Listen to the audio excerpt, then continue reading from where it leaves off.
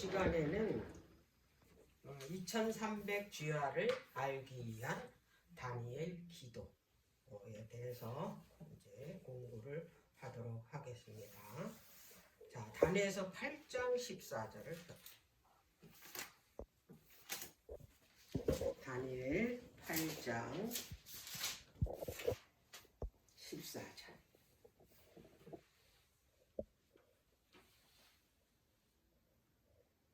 그가 내게 이르되 2300주야까지니 그때야 성소가 정결하게 함을 이루리라 하였느니라. 자, 이 다니엘이 이 이상을 받았을 적에는 이 바벨론의 마지막 왕 벨사살 왕 3년에 이 이상을 받은 거예요. 그래서 이 이상을 받고 나서 다니엘은 이거에 대해서 끊임없이 알기 위해서 기도를 한 거예요. 네, 이 이상에 대해서. 그래서 기도를 한 끝에 하나님께서 응답을 해주셨는데 그게 다니엘서 9장 24절에서 27절의 말씀. 자, 한번 볼게요. 9장 24절. 자, 23절부터 볼게요. 곧 내가 기도를 시작할 즈음에 명령이 내렸으므로 이제 내게 고하러 왔느니라. 너는 크게 은총을 입은 자라. 그런즉 너는 이 일을 생각하고 그 이상을 깨달을지니라. 내 백성과 내 거룩한 성을 위하여 70일에로 기한을 정하였나니 허물이 마치며 죄가 끝나며 죄악이 영속되며 영원한 의가 드러나며 이상과 예언이 응하며 또 지극히 거룩한 자가 기름 부음을 받으리라. 그러므로 너는 깨달아 알지니라. 예루살렘을 중건하라는 영이 날 때부터 기름 부음을 받은 자 곧 왕이 일어나기까지 7일에와 60일에가 지날 것이요. 그때 곤란한 동안에 성이 중건되어 거리와 해자가 이룰 것이며 60일의 후에 기름 부음을 받은 자가 끊어져 없어질 것이며 장차 한 왕의 백성이 와서 그 성읍과 성소를 해파하려니와 그의 종말은 홍수의 엄몰됨 같을 것이며 또 끝까지 전쟁이 있으리니 황폐할 것이 작정되었느니라.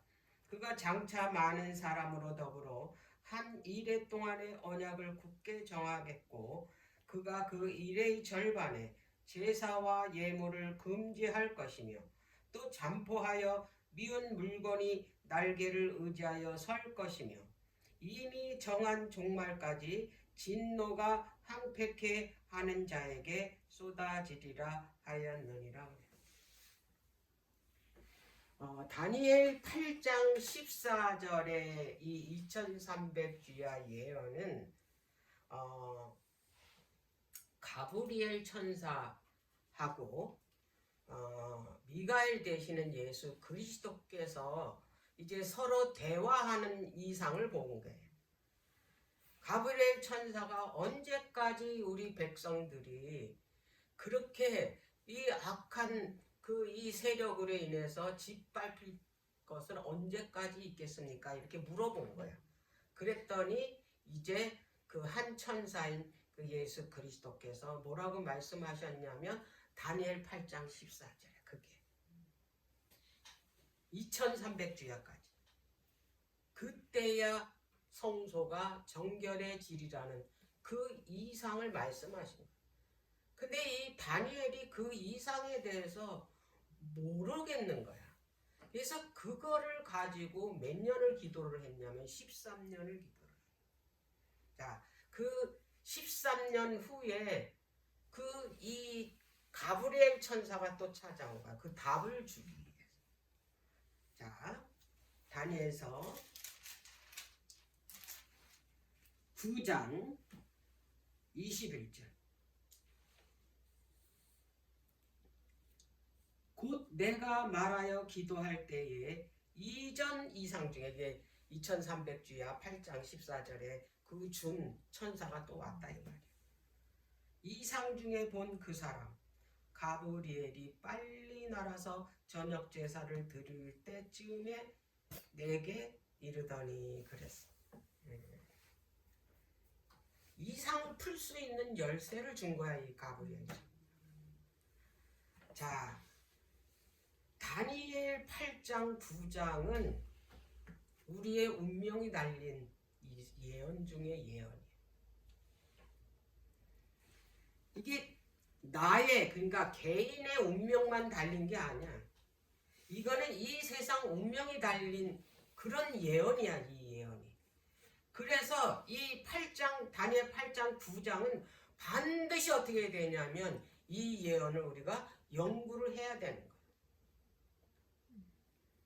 이거는 뭐 어떤 지도자만 연구하는 것이 아니고 누구나 다 이 예언은 반드시 알아야 돼. 왜냐하면 운명이 결정되는 예언이기 때문에. 내가 죽느냐 사느냐가 어디에 달렸냐면 이 다니엘 8장 9장에 달렸다. 이걸 알아야 내가 준비를 하지. 이 예언을. 이 다니엘이 이걸 모르기 때문에 이거를 13년 동안 이걸 놓고 기도를 한 거예요. 그리고 이 다니엘이 이 예언을 가지고 이게 그 너무 긴 예언이니까 자기네 백성들은 에레미야 선지자가 70년 만에 너희들이 황폐된 이 예루살렘에 와서 그 무너진 그 이 예루살렘을 다시 중건하겠다라는 그 예언을 이제 이 다니엘은 알고 있거든. 근데 70년이 다 돼가는데 이 이상을 줬으니 이 2300년이라는 이 기간 중에 그 이 내 거룩한 성, 내 그 이 백성을 위한 기간이 거기 70일에가 들어가 있거든. 근데 그 71회도 뭐냐면 490년이야. 그래가지고 이 그 다니엘이 너무 그 긴 시간을 내 백성이 기다려야 되나, 이렇게 계속해서 핍박을 당하고 이런 고통 속에서 살아야 되나, 이걸 왜냐면 같은 예언으로 본 거야. 그래서 기절을 해버렸어. 얼마나 마음이 힘들면 기절까지 했겠어, 기도하다가. 그런데 누가 찾아왔냐면 그 가브리엘이 찾아온 거야. 얼마나 기쁘게. 내가 그 2300주야 이상을 이제 너에게 풀 수 있는 은총을 주기 위해서 하나님께서 나를 너에게 보낸다. 그리고 이 9장 24절에서 27절의 말씀을 준 다니엘은 아마 뛸 듯이 기뻤어. 자, 그 성경에서 다니엘 9장은 가장 경이로운 책이라고 볼 수 있어요. 왜 그러냐면 이 9장 24절에서부터 27절의 말씀에 예수님이 이 땅에 오시는 시간이 밝혀졌어. 시간이. 그리고 그 예수 그리스도라는 메시아라는 이름이 처음 여기에 나왔어. 메시아, 그리스도, 메시아는 그 히브리어로 기름 부음을 받은 자잖아. 헬라어도 그리스도가 기름 부음을 받은 자가. 여기 나왔잖아. 기름 부음 받은 자가. 어? 9장에서 처음으로 나온 거야. 이 메시아의 이름. 그리고 이 메시아가 이제 오는 시간과 그리고 그분이 십자가에 달릴 시간과 이것이 다 어디에? 여기에 기록이 됐다라는 거예요. 그래서 이 다니엘서 9장은 가장 경이로운 책이라고 볼 수가 있다라는 얘기예요. 자, 그 다니엘서 9장 24절에서 27절의 말씀이 어떤 중요한 말씀이 기록됐냐면 메시아가 인류를 구원하기 위해서 십자가에서 죄값을 치를 것이 어떻게 됐냐면 기록이 돼 있어. 그게 어떻게 기록이 됐냐? 누구나 숫자만 알면 알 수 있는 수학적으로 정확하게 그것이 계시되었다는 거예요. 그래서 계산만 할 줄 알면 숫자만 알면 여기에다가 다 하나님께서 뭐예요? 기산점을 얘기하는 거야. 시작점을 가르쳐 줬으면 끝은 자동으로 더하기 빼기만 하면 돼. 그렇게 정확하게 기록을 해 놓으셨다는 거예요. 자, 그 만유인력의 법칙을 연구한 그 아이작 뉴턴경이 이 지금 그 2300 주야에 대해서 뭐라고 그 사람이 그 유명한 말을 남겼냐면 2300 주야의 이상은 그리스도인의 주춧돌이다. 그리스도인의 신앙의 주춧돌이 바로 뭐냐면 2300 주야 예언이라는 거예요. 그러니까 이 2300 주야 이 이상이 우리 신앙을 갖는 데 있어서 주춧돌이니까 주춧돌이 없으면 어떻게 됐어? 우리 신앙이. 그 바로 쓰겠어? 그만큼 이 2300 주야 예언이 중요하다라는 거예요. 그래서 아이작 뉴턴이 그 사람은 수학자자, 과학자고 그리고 종교 신학자예요. 그리고 천문학도 연구하는 사람. 그래서 이 사람도 어떻게 됐냐면 그 윌리엄 밀러가 이제 2300 주야를 연구하고 그리고 1844년 10월 22일에 이제 이 2300 주야가 끝나는 그 이 해를 연구를 한 거야. 그런데 이제 그 후에 많은 사람들이 함께 연구를 하게 됐는데 모든 사람들이 이게 그 1844년 10월 22일이 그 2300 주야 끝이라는 거를 알게 된 거야. 그러니까 결론에 이르게 된 거야. 거기에 누구도 참여하게 됐냐면 이 아이작 뉴턴경도 거기에 연구하는 일에 참여를 왜? 이 사람도 신학자니까 그 시대에. 자, 그런데 지금 현재 2300 주야 이후로 이루어진 그 교회가 어느 교회냐면 제7일 안식일 예수 재림 교회라는 거예요. 그래서 제7일 안식일 예수 재림 교회에게 뭐를 맡겼냐면 대속죄 이후에 준 기별이 뭐냐면 세천사 기별인 거예요. 그래서 이 그 SDA인들에게 그들에게 성소 기별을 줬고 왜냐하면 2300 주야를 풀으려면 성소 정결이 들어갔기 때문에 2300 주야 안에 성소가 들어갔죠. 성소 정결이 있겠다 그랬죠. 그러면 성소에 대해서 알지 못하면 이 예언은 풀 수가 없어요. 그래서 이제 이들에게 무슨 기별을 줬냐면 성소 기별을 줬다 이 말이에요. 자, 그런데 이 사람들에게 이 기별을 전하라고 줬는데 이 사람들이 이 기별을 알지 못하는 사람들에게 이걸 전달을 해줘야 되는데 그래야지만 어떻게? 그래야지만 구원을 얻을 수 있는 거야. 이게. 그러면 이거를 줬는데 전하지 않으면 어떻게 되겠어? 그래서 이 그 기별을 받은 이 SDA인들이 이거를 연구하지 않고 이것을 전하지 않으면 누구 꼴 나냐면 유대인 꼴 난다. 역사는 반복돼. 반드시 반복돼. 왜 그러냐면 성경에 보면 역사가 그냥 똑같이 반복이 되거든. 그래서 이 2300주야 예언을 우리가 반드시 어떻게 되냐면 연구를 해야 되는 거예요. 이거를 반드시 내가 어떻게 깨달아 알아가지고 이것을 남에게 전달해줘야 되는 의무가 있다 이 말이야.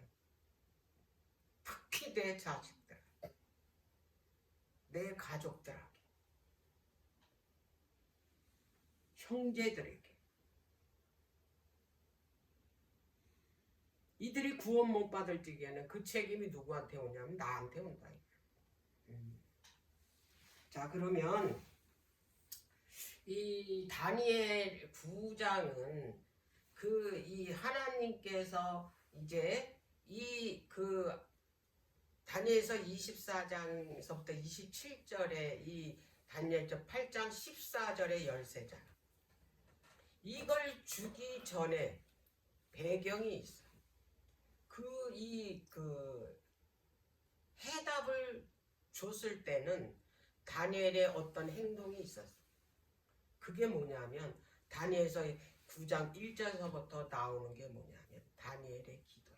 그래서 그 가브리엘 천사가 다니엘이 기도가 이제 마칠 때쯤에 왔다 그랬잖아. 9장 23절에. 자, 그러면 이제 다니엘이 왜 이 기도를 하게 됐는지 그 배경에는 다니엘이 늘 가지고 다니는 책이 있었어. 그게 뭐냐면 동시대의 선지자인 선배 선지자인 에레미야 선지자의 서책을 가지고 다녀.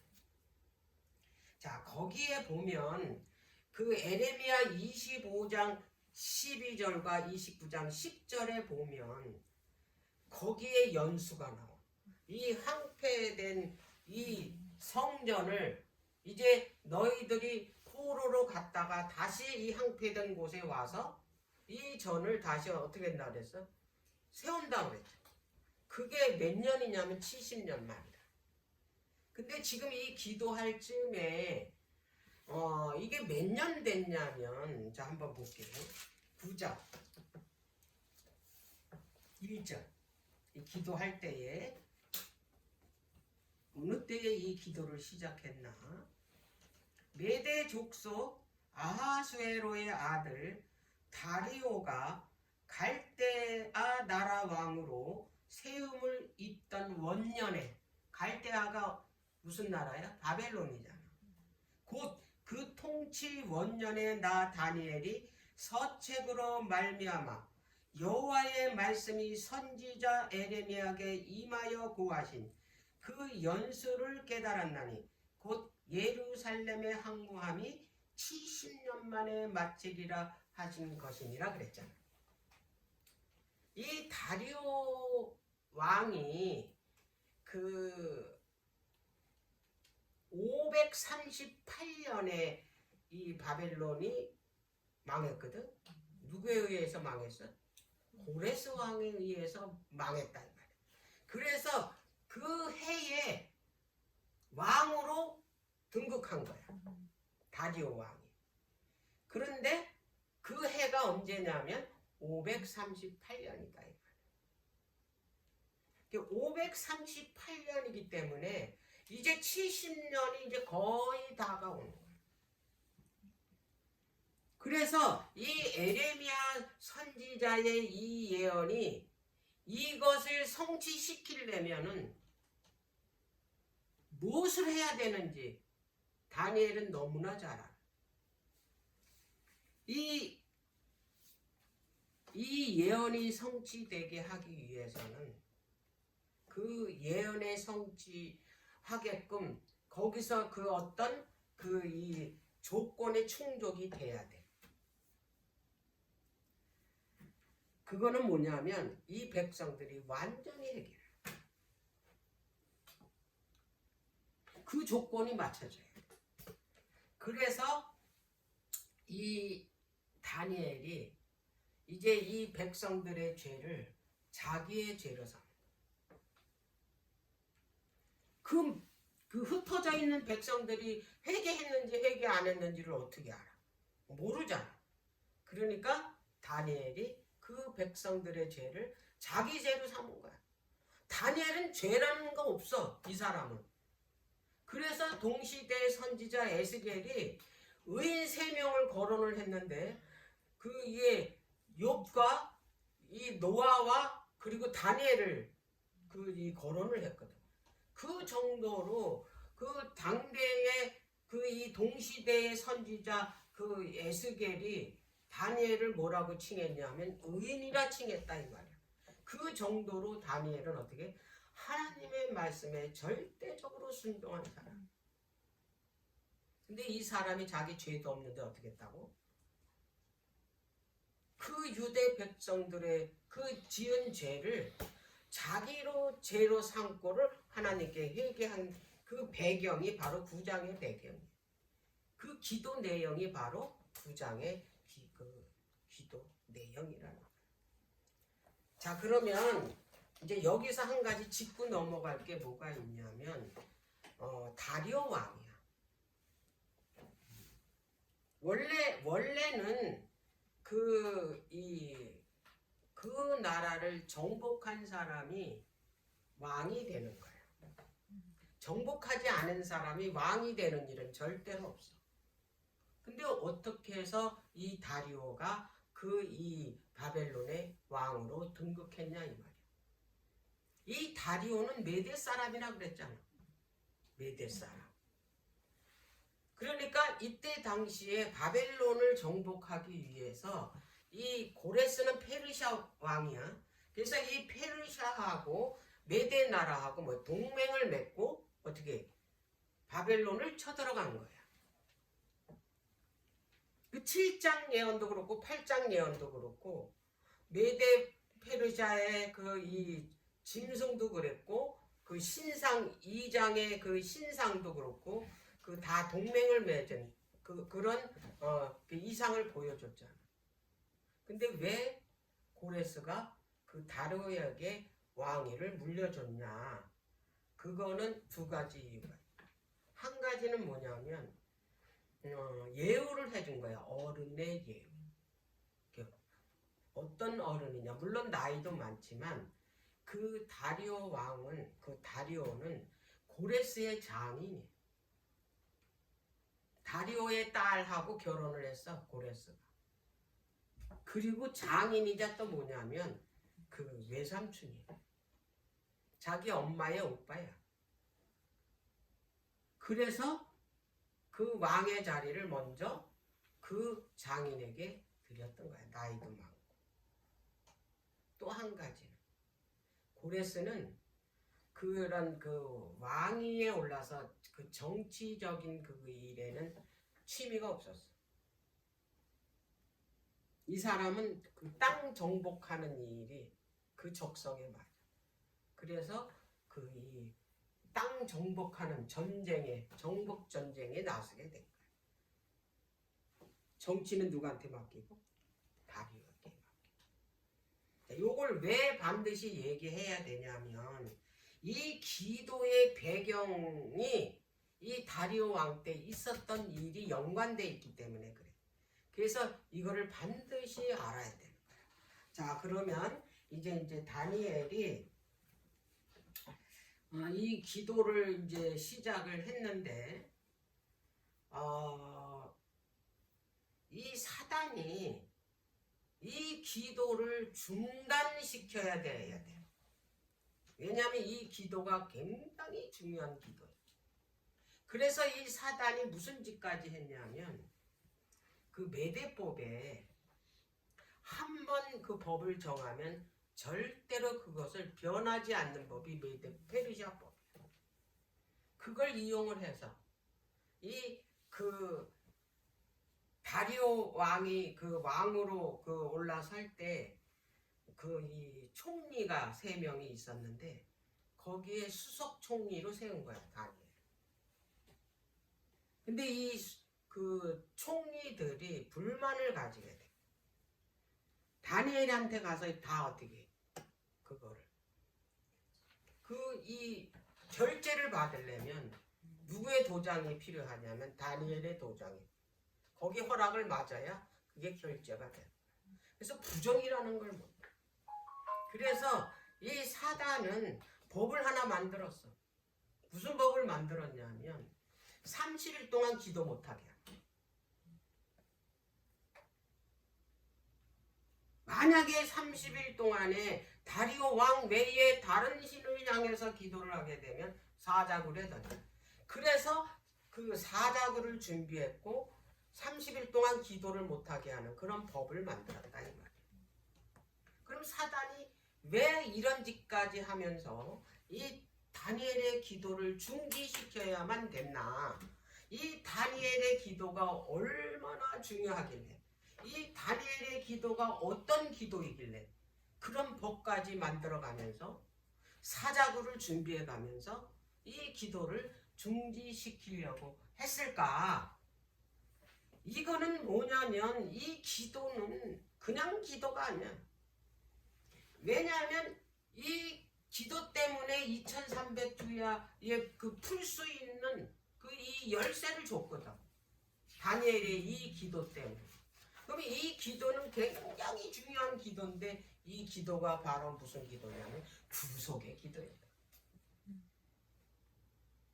이 기도는 그 우리의 대제사장이신 예수 그리스도께서 우리를 대속하기 위해서 지금 하늘 지성소에서 우리를 위해서 중보 기도하는 거를 뭐 하는 거냐면 표상하는 기도가 바로 다니엘의 이 9장에서 한 다니엘의 이 기도였던 거예요.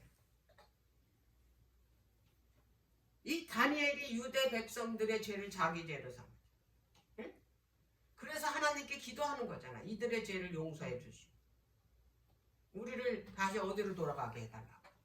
예루살렘에 돌아가서 황폐된 예루살렘을 중건하게 해달라는 그 기도 아니야. 그럼 사단이 이 기도를 적극적으로 말렸던 거는 이 백성들이 그 고향으로 돌아가서 예루살렘을 중건하게 되면 어떻게 되겠어? 응? 창세기 3장 15절에 이 구속의 경륜에서 여자의 후손이 그 뱀의 머리를 부순다 그랬잖아. 근데 그 부수는 일이 그 여자의 후손의 그 발뒤꿈치를 뱀이 어떻게 상하게 했다 그랬잖아. 그 뱀이 여자의 후손의 발뒤꿈치를 상하게 하는 일이 그것이 바로 뭐냐면 십자가예요. 그럼 이 예루살렘을 중건하는 거기서 바로 우리의 구속주이신 예수 그리스도께서 거기서 죽으시는 거야.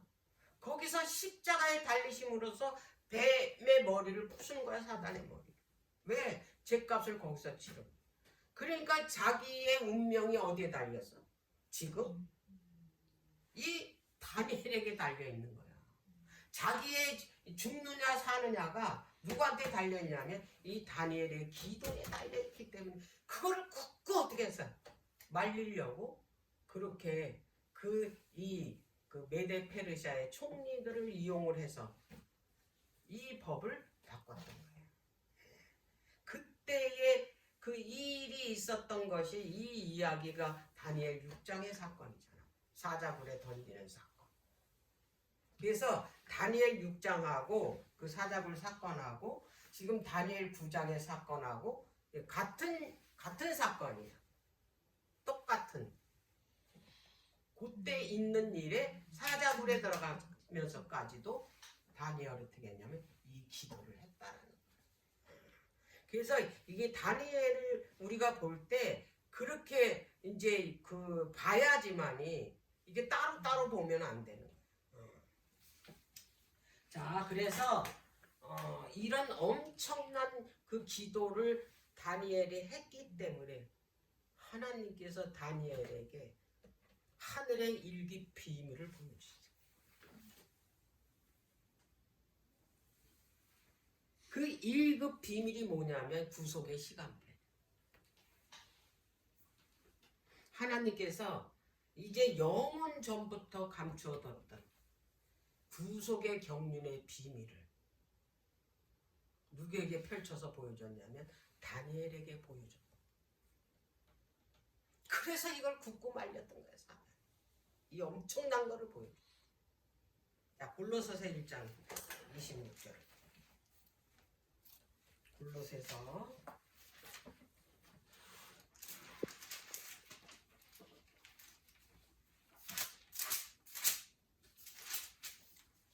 1장 26절.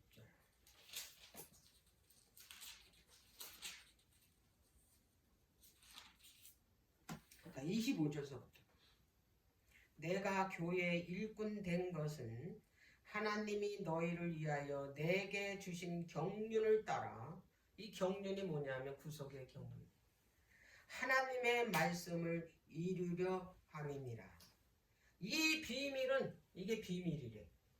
만세와 만대로부터 오므로 감추었던 것인데 이제는 그의 성도들에게 나타났다.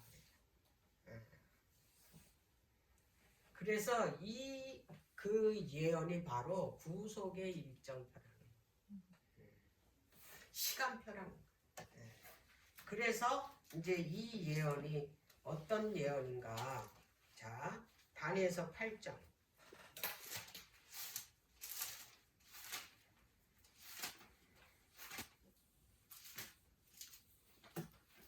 17절.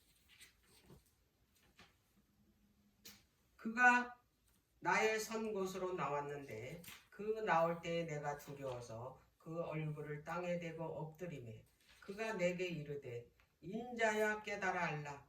이 이상은 정한 때 끝에 관한 것이니라 그랬잖아. 이 이상은 그냥 이상이 아니야. 천사가 와서 직접 와서 주는 이상이기 때문에 이건 꿈에서 나타나서 주는 것도 아니고 직접 와서. 근데 정한 때 끝에 관한 예언이다 그러잖아. 자, 19절. 가로되 진노하시는 때가 마친 후에 될 일을 내가 내게 알게 하리라. 이 이상은 정한 때 끝에 관한 일이니라 그랬어. 이건 마지막 때에 계시다 이 말이야. 마지막 때, 이 마지막 때 사는 사람들에게 준 예언이기 때문에 마지막 때 사람이 아닌 사람에게는 이 예언이 어떻게 열리지는 않아. 그래서 그 다니엘서 12장에 보면 이건 마지막 때까지 4절에 보면 봉화만이다. 마지막 때에 가서 열릴 거기 때문에 그 전에는 봉화만 책이라는 거예요. 그러니까 우리는 지금 어때? 마지막 때에 살고 있기 때문에 우리는 이거에 대해서 반드시 알아야 되는 거야. 알아야지만 예수님이 언제 오시는지 알게 되고 마지막 때 하나님께서 징조를 보여주는데 그걸 다 말씀해 놓으셨어 예수님. 그러면 우리가 그 징조를 바라볼 때 예수님이 이제 이 땅에 오실 시간이 됐구나. 그래야 우리가 그 예수님 오시는 그 재림을 준비할 거 아니에요. 이거를 연구를 하지 않으면 모른다는 얘기예요. 그러면 예수님이 말씀하신 것처럼 노아 때와 똑같다 그랬어요. 자, 이 사단은 이 다니엘의 이런 확고한 그 믿음 때문에 계속해서 그 다니엘을 시험했지만 계속 실패를 했다는 얘기예요. 1장에 보면 이름도 바꿨어. 벨드사살이라. 그리고 우상하게 절한 음식도 먹으라 그랬어. 그런데 다니엘은 그 시험에 굴하지 않았다. 자, 그런 이 사람이 바로 다니엘. 그래서 이런 사건으로 사자굴에 이게 던져서 죽이려고 했잖아. 근데 역전됐어. 이 사건 때문에 고레스가 감동을 했네. 고레스가 왕위로 오르자마자 석방령 내렸잖아. 뭐 때문에? 이 다니엘의 이 사자굴 사건을 누구를 통해서 들었을까? 다리오를 통해서 들었다. 그래서 어떻게 했냐? 고레스가 이 다니엘의 또 이야기를 들었을까? 그래서 이 왕으로 등극하자마자 어떻게 했냐면 석방령을 내렸던 거예요. 자,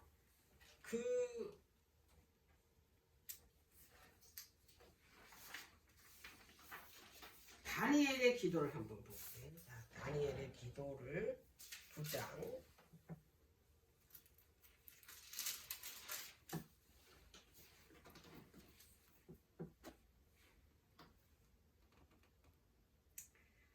자, 다니엘서 9장 13절을 모세의 율법에 기록된 대로 이 모든 재앙이 이미 우리에게 임하였사오나 우리는 우리의 죄악을 떠나고 주의 진리를 깨닫도록 우리 하나님 여호와의 은총을 간구치 아니하였나이다. 이러므로 여호와께서 이 재앙을 간직하여 두셨다가 우리에게 임하게 하셨사오니 우리의 하나님 여호와는 행하시는 모든 일이 공의로우시나 우리가 그 목소리를 청종치 아니하였나이다. 그래서 자 17절 그러하온즉 우리 하나님이여 지금 주의 종의 기도와 간구를 들으시고 주를 위하여 주의 얼굴빛을 주의 황폐한 성소에 비치옵소서. 나의 하나님이여 귀를 기울여 들으시며 눈을 떠서 우리의 황폐된 상황과 주의 이름으로 일컫는 성을 보옵소서. 우리가 주의 앞에 간구하는 것은 우리의 의를 의지하여 하는 것이 아니요 주의 큰 긍휼을 의지하여 함이오니 주여 들으소서. 주여 용서하소서. 주여 들으시고 행하소서. 지체치 마옵소서. 나의 하나님이여 주 자신을 위하여 하시옵소서. 이는 주의 성과 주의 백성이 주의 이름으로 일컫는 바 됨이니이다. 백성들의 죄를 이제 자기 죄로 삼아서 하나님께 어떻게 회개 기도를 하는 거야. 내 백성들이 이 모세의 율법을 순종치 않고 죄를 졌다. 근데 하나님께서는 그 말씀하신 것을 다 이루시는 분인 공의로우신 하나님인 거 안다. 그 얘기를 합니다. 이 다니엘은 이 기도를 어디에 밑바탕을 두고 했냐면 솔로몬의 성전 봉헌 기도를 밑바탕으로 이제 그 기도를 하는 거야.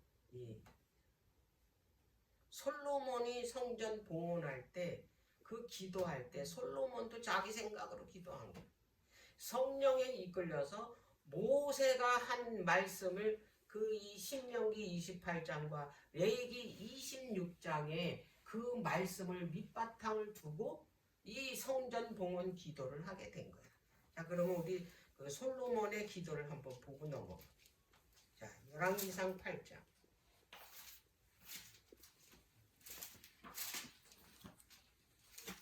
열왕기상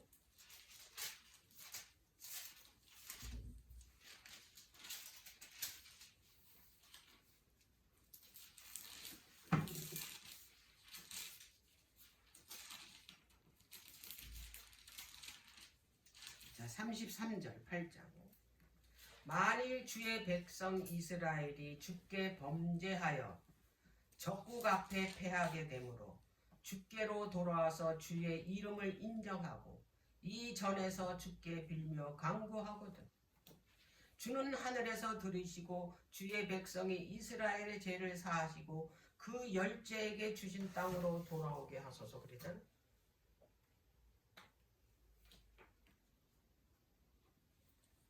솔로몬이 이제 그 모세의 율법에 기록된 신명기 28장과 레위기 26장의 말씀을 기초를 두고 이 기도를 드린 거예요. 그래서 내 백성이 만약에 그 하나님의 법을 어겨서 적국의 포로로 붙잡혀 가든 아니면은 그 기근이 와서 땅이 노처럼 되고 그렇게 기근에 고통받고 있을 때 이 백성들이 이 전을 향해서 기도를 하면 하늘에서 비를 내리시고 적국의 포로로 붙잡혀 갔으면 다시 고향 땅으로 돌아오게 해달라는 기도를 지금 성전 봉헌 기도를 솔로몬이 하고 있는 거예요. 이 기도를 그대로 다니엘이 어떻게 했냐면 이 기도를 밑바탕으로 기도를 하는 거예요. 그래서 다니엘이 하루에 3번씩 예루살렘을 향해서 창문을 열어놓고 세 번씩 기도한 이유가 바로 솔로몬이 이 기도를 하다. 혹시라도 내 백성이 하나님의 말씀을 불순종해서 적국의 포로로 붙잡혀 가서 자기의 죄들을 깨닫고 이 전을 향해서 기도하면 용서해달라는 거예요. 그리고 다시 이 땅으로 돌아오게 해달라는 기도를 솔로몬이 했다 이 말이에요. 그래서 그 다니엘은 또 이 솔로몬이 한 기도를 어떻게 했어요? 읽었을 거 아니에요. 그래서 그대로 어떻게 되냐면 이게 그 창문을 항상 열어놓고 예루살렘 쪽을 향해서 기도를 합니다. 그럼 현재 우리들은 이제 이 예루살렘이 영적으로 누구냐면 바로 예수 그리스도. 예수 그리스도가 계신 곳이 바로 어디에? 예루살렘입니다. 그럼 우리가 그 하나님의 말씀을 불순종했을 때, 우리가 사단의 포로가 돼서 고통과 괴로움 가운데 있을 때 똑같이 다니엘처럼 우리가 어디를 향해서? 예루살렘을 향해서 기도하면 우리가 포로됐던 그곳에서 다시 어떻게? 포로에서 풀려나서 다시 그 예루살렘으로 돌아가는 것처럼 우리도 예루살렘 전이신 예수 그리스도께서 기도를 하게 되면, 회개 기도를 하게 되면 우리도 사단에게서 포로되었던 그 고통 가운데서 우리도 어떻게 되냐? 풀려난다는 그거를 다니엘의 기도를 통해서 보여줬다. 그래서 우리는 이게 그 이상이든 어떤 사건이든 어떤 이야기든 간에 그것이 이 성경에만 기록된 그 이 사건 이야기가 아니고 이것이 우리에게도 똑같이 일어난다라는 것을 교훈적으로 보여주셨다는 얘기예요. 그래서 우리가 말씀을 볼 때 그냥 보지 마. 이것이 다 나에게 하나님께서 주신 말씀이고 우리가 이 말씀을 그대로 적용하면 그대로 이루어진다라는 사실을 믿어야 된다는 거예요. 예. 자, 신명기 28장 26장 한번 이제 몇 구절 보고 이제 다시 설명을 할게요. 신명기 28장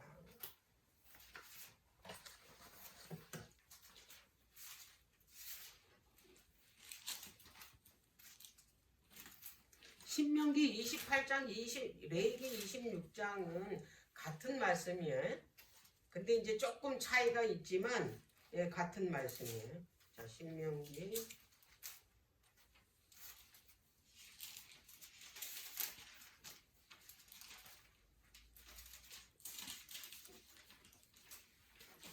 49절